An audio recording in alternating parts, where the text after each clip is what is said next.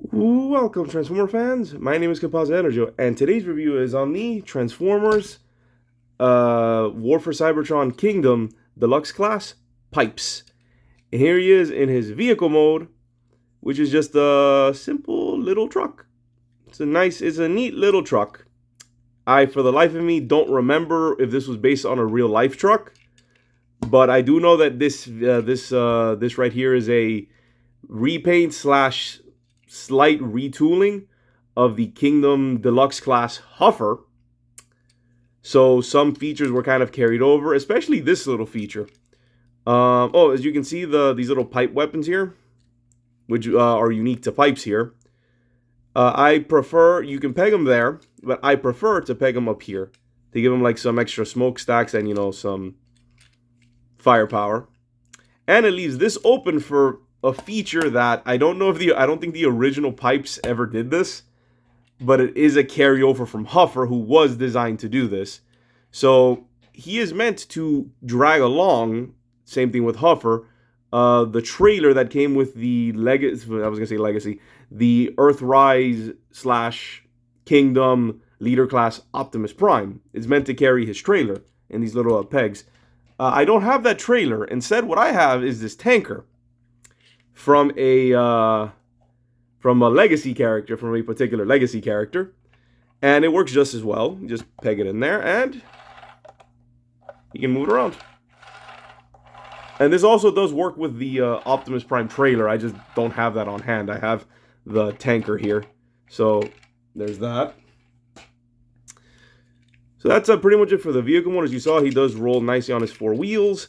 And that's it. And gosh darn it, I am annoyed that I don't remember what vehicle this is supposed to be. It just looks like a little tow truck, little flatbed tow truck.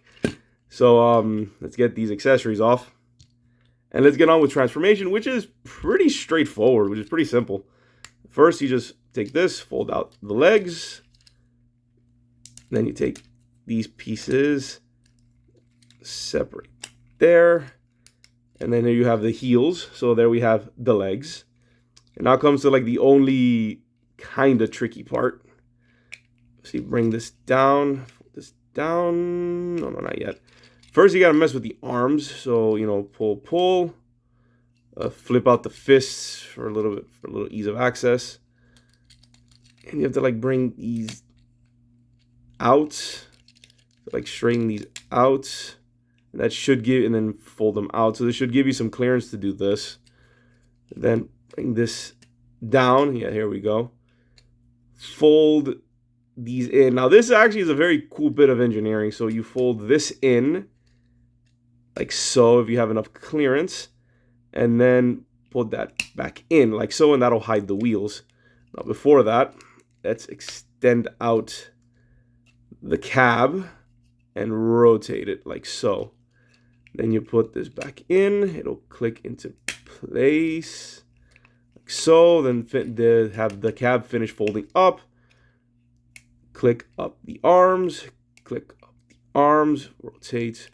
Rotate. And then just rotate the face, the head.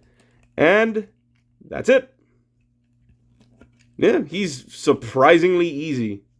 Like, I was really taken aback with how easy his transformation was. It's really straightforward, and he looks really cool.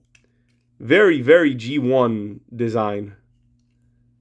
Really does look like a remaster of a G1 character, which is what he is. His pipe weapons, he can hold it in his hands. It looks like regular pea shooters, but I think for a maximum effect, you got to put them as arm cannons. So there we go. Very nice. Very nice. Let's look at that head sculpt. Very cool looking head sculpt. I guess between pipes and Huffer, I think Huffer has a little bit more going for him. Even though did I say Huffer? I meant pipes. I think I like the pipes design a little bit more than Huffer. I don't know why. I mean, no particular reason. I didn't have any plans about getting pipes or getting Huffer. I just happened to get him. So I now have a pipes in my collection. So yeah, funny how the world works. So yeah, I just have randomly have this pipes. So there we go. Now with some articulation. So head sculpt Head sculpt. Head can swivel. Arms can go out that far. Full 360. Swivel, and bend at the elbow.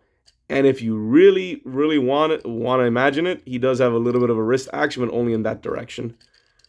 So actually, it does kind of work when you do this. Pretty cool. Does have a waist. I was gonna say he doesn't, but he does have a waist. Legs are not on ball joints, but they can go out that far. Forward, back, swivel at the thigh. Very nice bend at the knee because of transformation. And he does indeed have an